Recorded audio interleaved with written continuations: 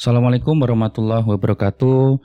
Selamat siang Sobat Sehat semua. Kembali lagi bersama kami di ID Jatim Podcast. Tentu di ID Jatim Channel ya. Kita seperti biasanya akan berdiskusi ya.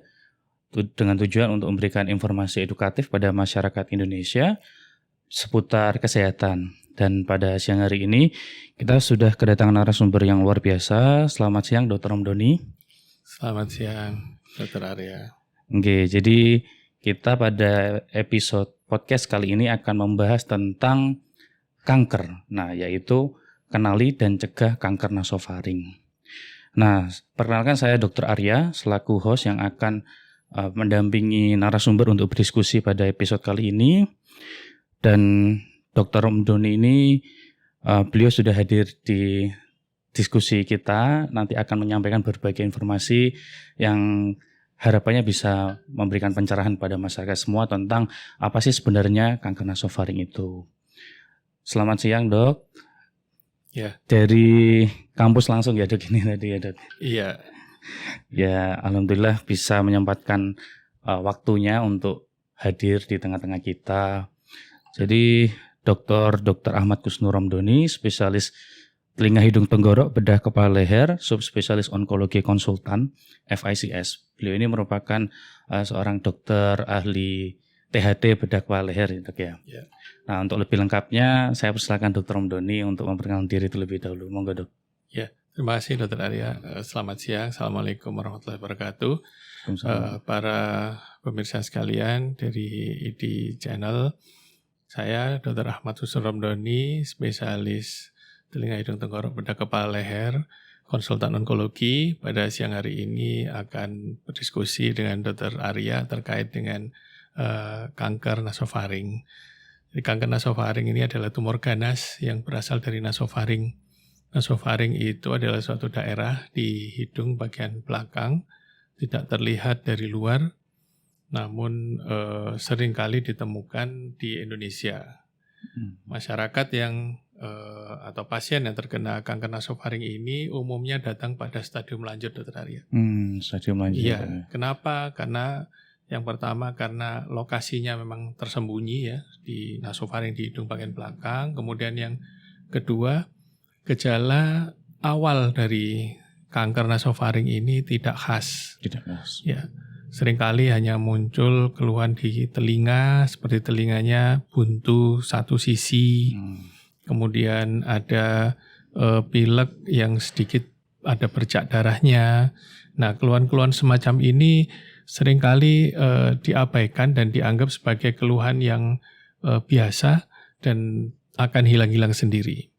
Nah, pada stadium awal ini apabila tidak terdeteksi, maka pasien seringkali mengabaikan dan datang dengan keluhan yang lebih parah tentunya. Misalnya salah satunya adanya tumor leher atau benjolan di leher kanan maupun kiri. Baik. Dan itu merupakan keluhan yang sering dilaporkan, sering muncul di Indonesia maupun di negara lain.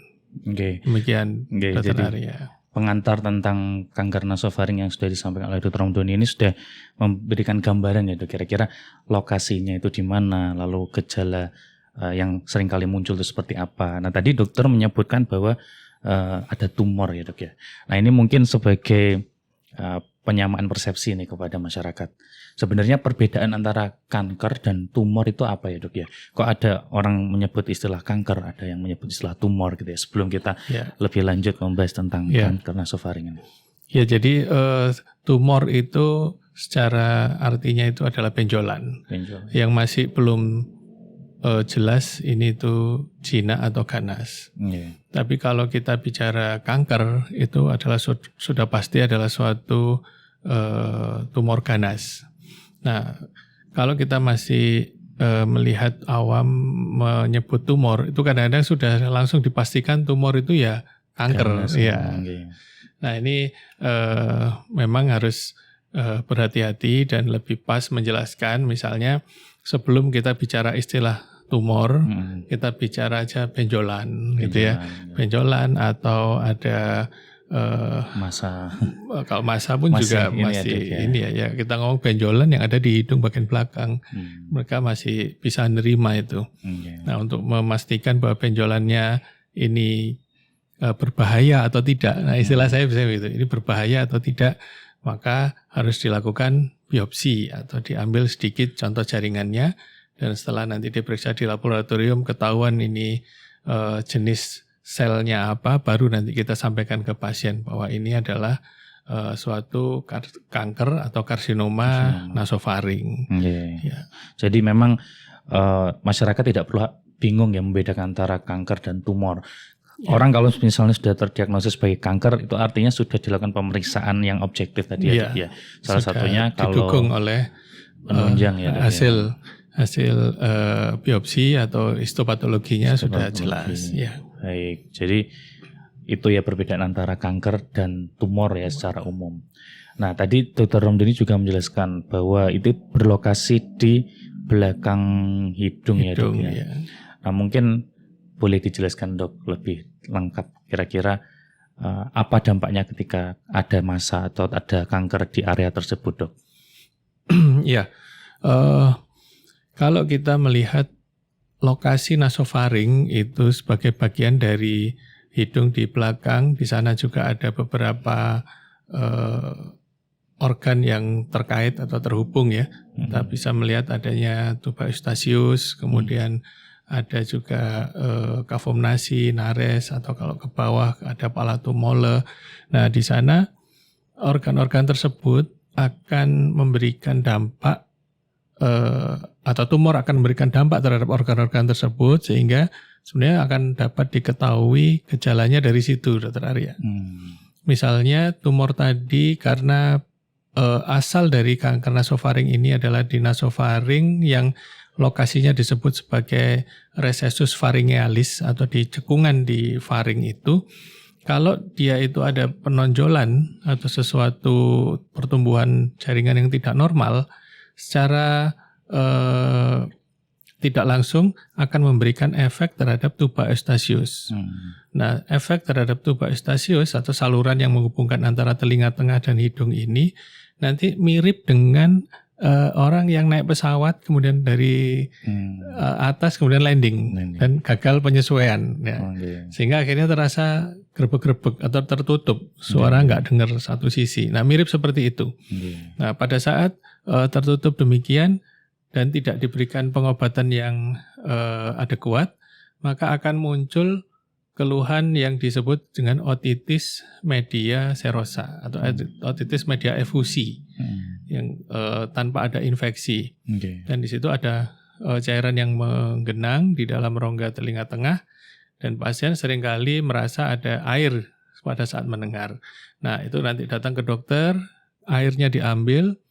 Nah, sebaiknya seorang dokter THT KL akan melihat posisi adanya otitis media efusi tadi itu di sebelah kanan atau kiri.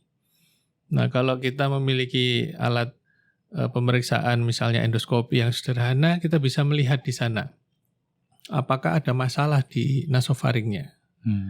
Nah, ini seringkali lolos ya, tidak kita evaluasi. Karena apa? Karena menganggap bahwa mungkin aja karena alergi atau mungkin karena sebab yang lain, atau ya kita tidak merasa curiga. Mungkin dari faktor usia, ternyata yang kontrol tadi usianya masih kurang dari 40 tahun. Atau perempuan. Jadi kita tidak berpikir itu suatu kanker.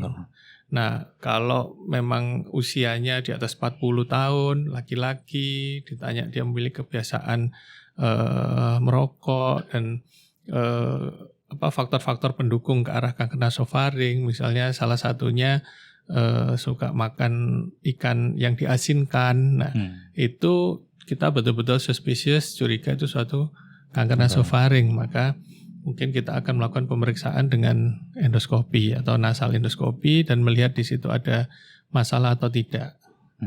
Seandainya tidak ada masalah, ya alhamdulillah kan tidak ada masalah. Jadi pasien bisa terhindar dari dugaan atau kita curigai suatu kanker nasofaring dan mungkin ada gangguan penyesuaian tuba atau yang lainnya. Saya kira itu yang membuat kita harus waspada. Selain itu, dengan adanya tumor di daerah nasofaring, kalau tumornya itu bertumbuh makin besar, selain telinga yang rasanya tertutup tadi, bisa juga hidung ikut buntu atau tidak bisa nafas. Karena apa? Karena di bagian anterior, di depannya itu juga tertutup oleh benjolan dari pertumbuhan jaringan. Betul. Nah, itu kalau ke depan.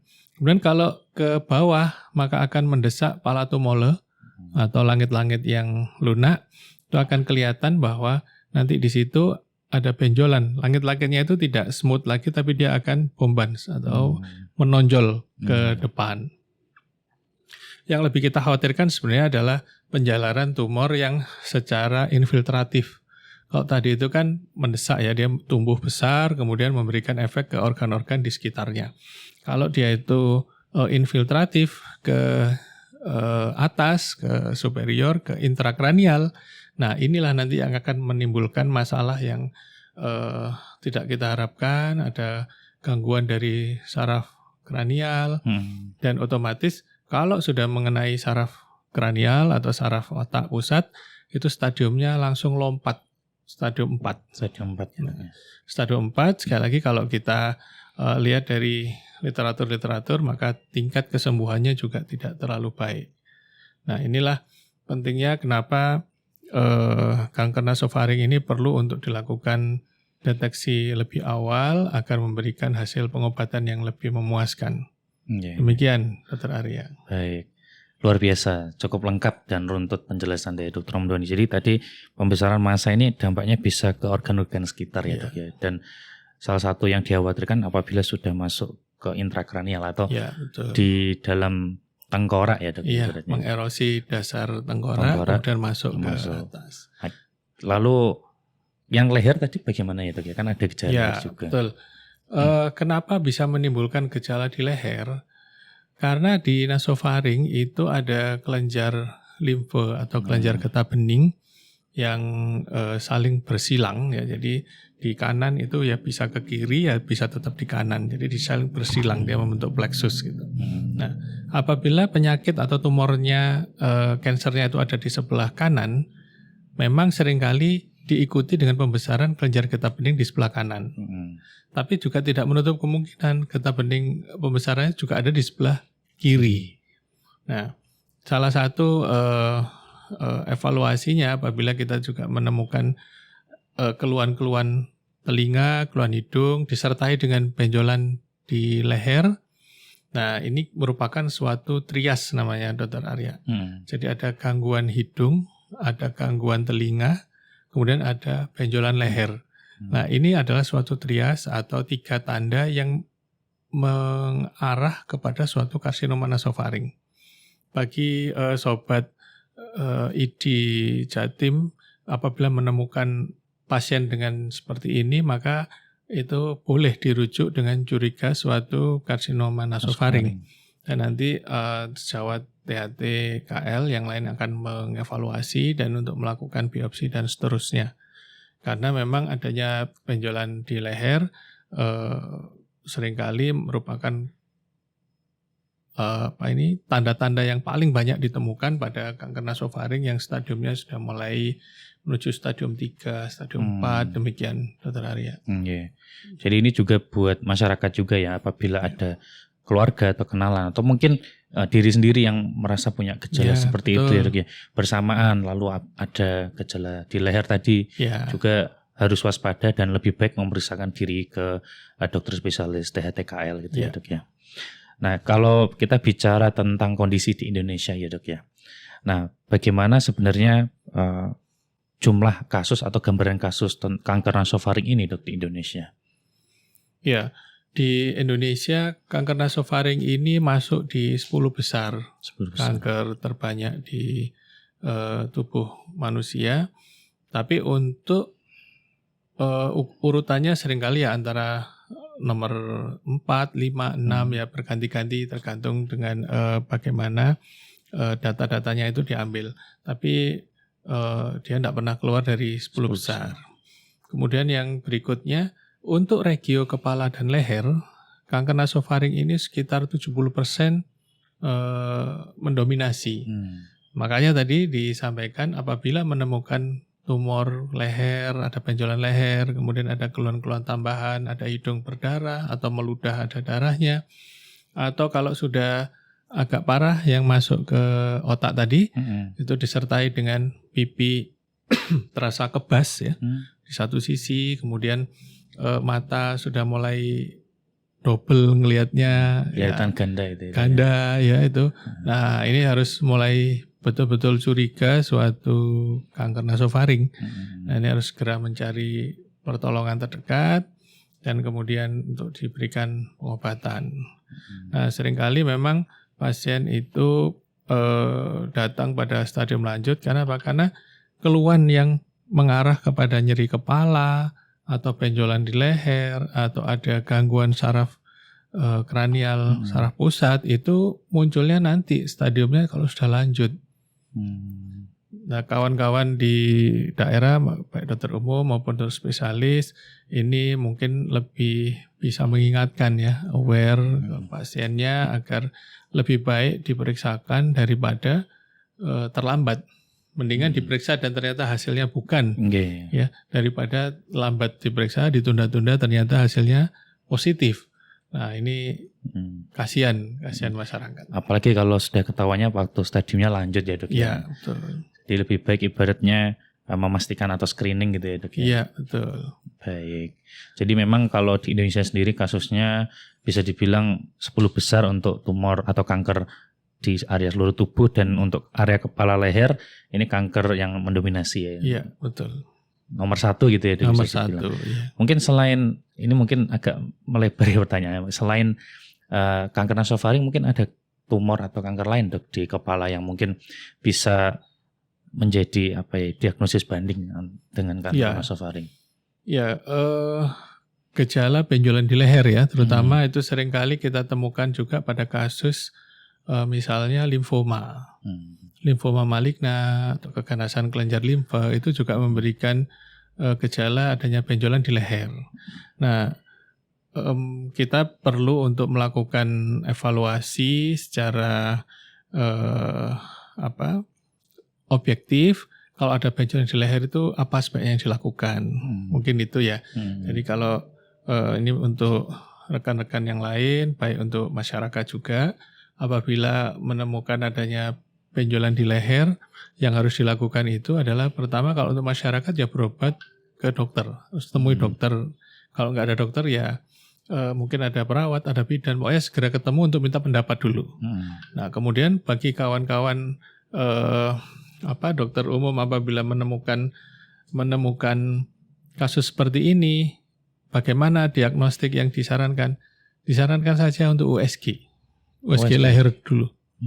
Jadi USG leher untuk melihat bagaimana benjolannya tersebut. Dia single atau multiple, lokasinya di mana. Kemudian juga dilihat adanya kalsifikasi atau tidak dan sebagainya. Karena tadi kita curiga selain ada penyebaran dari tumor atau kanker nasofaring, juga kita curiga adanya limfoma. Kalau benjolannya di depan kita curiganya tiroid, ya kan? Kalau tadi itu misalnya ada benjolan lagi di lateral atau di tepi itu yang jinak, itu kita bisa melihat misalnya ada kista brankial. Nah itu juga benjolannya di leher, di sebelah lateral juga, di samping, tapi jinak. Nah makanya dari situ USG merupakan salah satu pilihan yang pertama. Setelah USG misalnya Dokter Arya pengen tahu lagi apa kira-kira jenis patologinya, maka bisa disambung dengan pemeriksaan jarum halus atau fine needle aspiration biopsy, FNAB. Hasilnya seperti apa. Nah apabila itu tumor primer, maka akan muncul ya jenis patologinya. Tapi kalau itu tumor sekunder, maka akan muncul itu suatu metastasis dari tumor apa.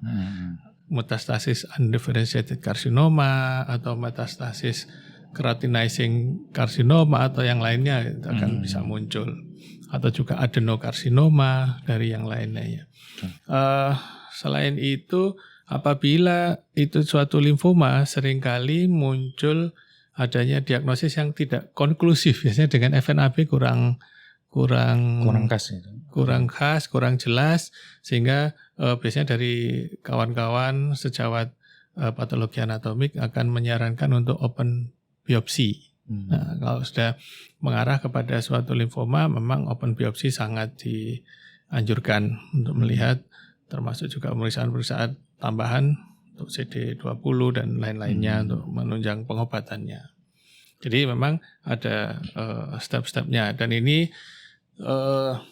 bisa kita lakukan di area semacam reminding ya, kita mungkin ngobrol-ngobrol dengan sejawat dokter umum yang ada di daerah atau kita di Jawa Timur, kita bisa sambil ada acara nanti kita jalan ke sana ya. Atau kalau sekarang paling gampang ya Zoom ya. Zoom.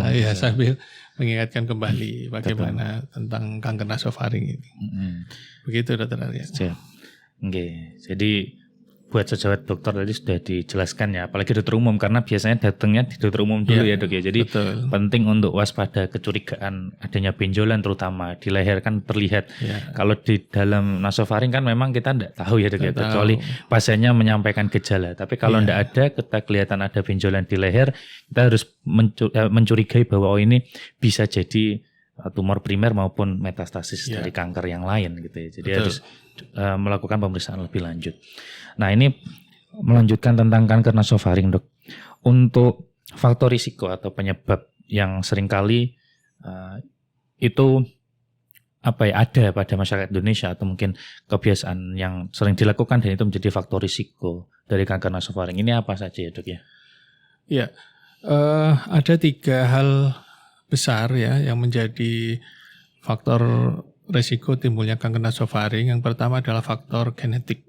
Faktor genetik ini ada ras tertentu di Asia yang merupakan ras yang rentan untuk terjadi kanker nasofaring ini, karena pada ras tersebut ada satu gen yang terkait dengan pertahanan tubuh atau immune surveillance ya, atau yang terkait dengan deteksi pada kanker stadium awal ya, ada mutasi dan sebagainya, itu agak terganggu, ada defect di situ, sehingga pada ras ini agak sering muncul. Nah, ras ini ada ras mongoloid. Gitu. Kemudian yang kedua adalah faktor lingkungan. Nah, faktor lingkungan itu yang paling sering adalah munculnya zat dalam makanan, yaitu zat nitrosamin. Nah, zat nitrosamin itu sering kita temukan pada makanan yang diawetkan dengan cara diasinkan. Nah, yang sering disampaikan, makanan apa? Makanannya itu adalah ikan asin. Nah, ikan asin itu kalau di Jawa atau di Surabaya ini macamnya banyak ya. Ada ikan teri, ada ikan pedo atau yang lainnya, banyak sekali. Nah, ini kita perlu waspada, meskipun kita juga tidak atau belum pernah untuk memeriksa yang mana yang memberikan dampak yang terbesar atau kandungan nitrosaminnya itu seberapa tinggi. Nah, ini belum pernah ada penelitian yang ada di sana. Kemudian selain makanan yang diawetkan, faktor lingkungan berikutnya itu ada yang menyebut merokok. Merokok ini agak aneh ya di daerah Indonesia atau yang lainnya, karena beberapa jurnal itu melaporkan rokok itu tidak menyebabkan kanker nasofaring. Mungkin kanker yang lain disebabkan karena rokok dan alkohol bisa, tapi untuk kanker nasofaring itu tidak. Tapi dari studi beberapa adik-adik mahasiswa kemarin ini melaporkan dari meta-analisis beberapa jurnal yang ada di Indonesia, menyebutkan bahwa ternyata merokok merupakan faktor yang berhubungan erat dengan terjadinya kanker nasofaring. Ini suatu hal yang kontradiksi, tapi memang layak untuk menjadi perhatian. Entah kenapa, atau karena memang di Indonesia ini perokoknya cukup banyak ya jumlahnya, sehingga akhirnya bisa menimbulkan kanker nasofaring. Kemudian yang ketiga faktor virus, Dr. Arya. Jadi kita sudah bicara terkait genetik, terus kemudian faktor lingkungan, terus yang ketiga faktor virus. Nah, virus apa? Virus Epstein-Barr, EBV kalau kita singkat. Nah, virus Epstein-Barr ini memiliki protein-protein tertentu yang bisa bersifat sebagai protein onkogen. Jadi yang bisa menyebabkan timbulnya tumor ganas, timbulnya kanker. Nah, protein ini ditemukan pada virus Epstein-Barr yang menginfeksi individu pada saat balita. Jadi terinfeksinya di saat balita, kemudian infeksi tersebut menjadi dorman atau tidur, dan kemudian aktif lagi pada saat usia di atas 40 tahun atau di atas 35 tahun. Nah, ini jeda yang cukup lama ini rupanya menimbulkan mutasi gen yang cukup signifikan untuk terjadinya suatu karsinoma atau kanker nasofaring. Bagaimana kalau infeksinya itu terjadi di saat dewasa atau saat remaja? Itu ternyata menimbulkan penyakit yang lain. Tadi bukan kanker nasofaring. Timbulnya misalnya penyakit mononukleosis infeksiosa atau yang lainnya begitu. Ada beberapa kanker yang memang dikaitkan dengan infeksi virus ini, antara lain itu limfoma Burkitt. Kemudian ada tumor ganas di lambung ya, CA Gaster. Itu juga berhubungan dengan virus Epstein-Barr. Nah, saya kira ini merupakan faktor penting 3 hal ini, di samping mungkin nanti faktor yang lain ya. Ada jenis kelamin, mungkin laki-laki lebih banyak daripada perempuan. Kemudian faktor ekonomi ternyata juga pengaruh. Kemudian faktor tempat tinggal, jenis pekerjaan dan sebagainya itu juga ada pengaruhnya. Tapi banyak jurnal yang hanya menyebutkan 3 hal ini menjadi faktor yang dominan di antara faktor-faktor yang lain. Baik. Demikian.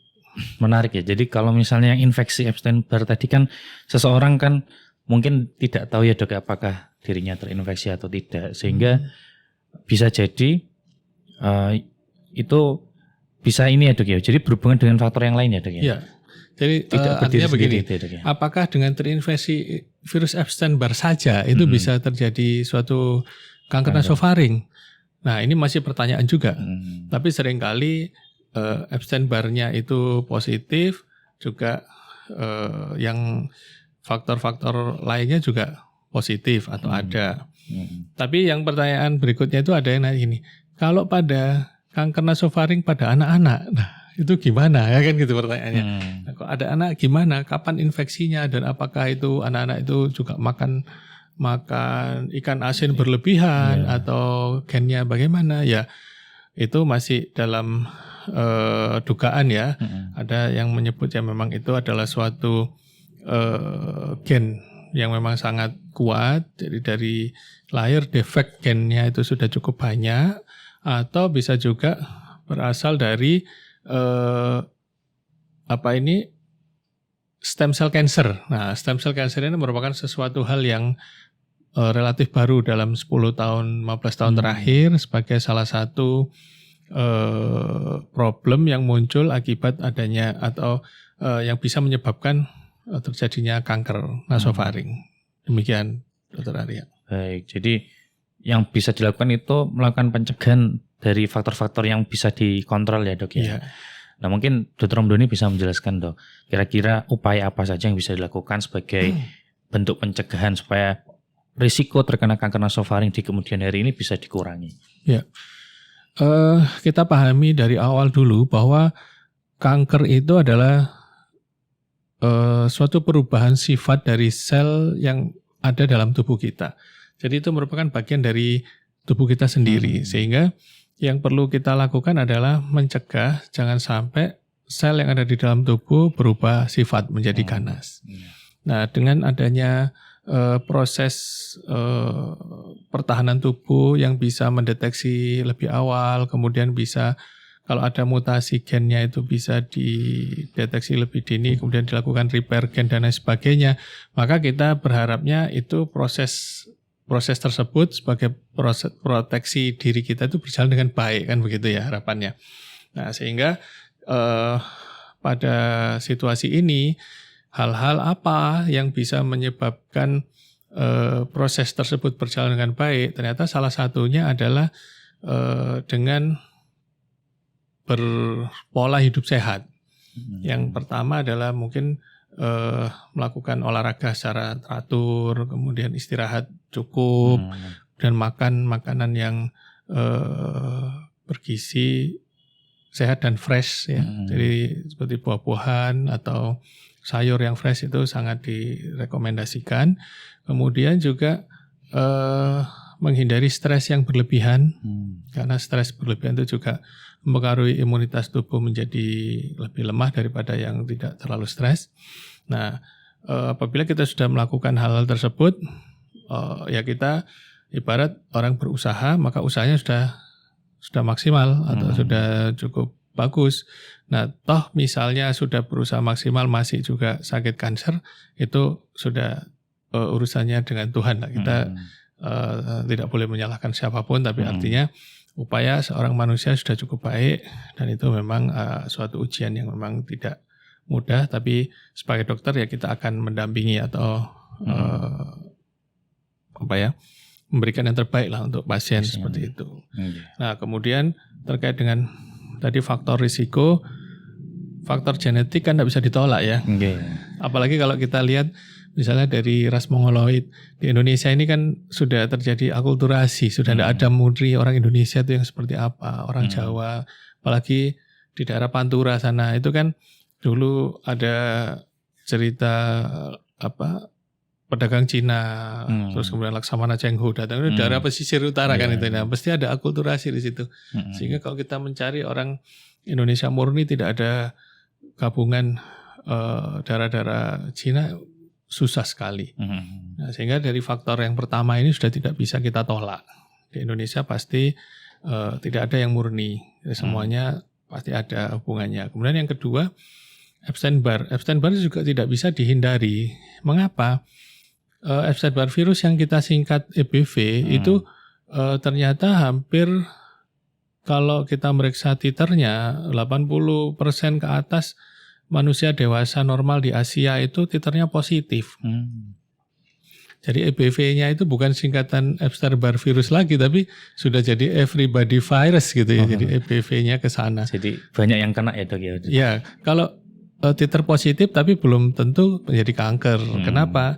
Karena kalau titernya positif tapi rendah, itu enggak apa-apa. Ya berarti artinya pernah terinfeksi. Atau ya ibaratnya antibodinya itu positif ya, positif. Nah, kalau itunya tinggi, nah ini baru kita harus waspada.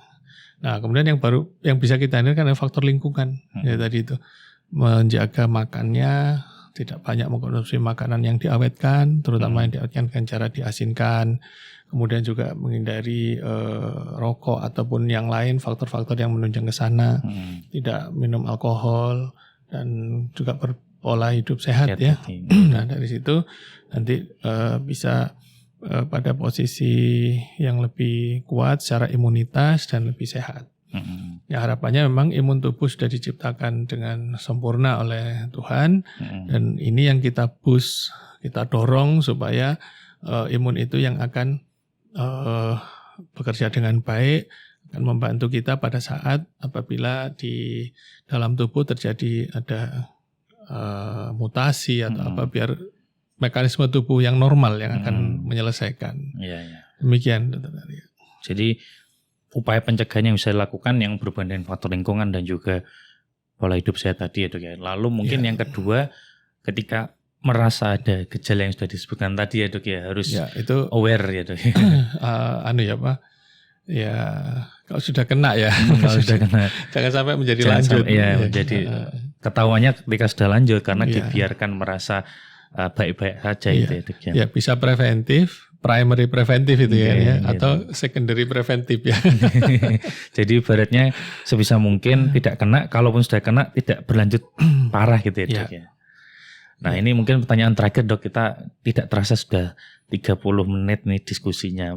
Sebagai penutup, pesan dari Dr. Romdoni untuk masyarakat Indonesia sekalian dalam menjaga kesehatan, terutama yang berhubungan dengan kanker gitu Dok. Silakan Dok.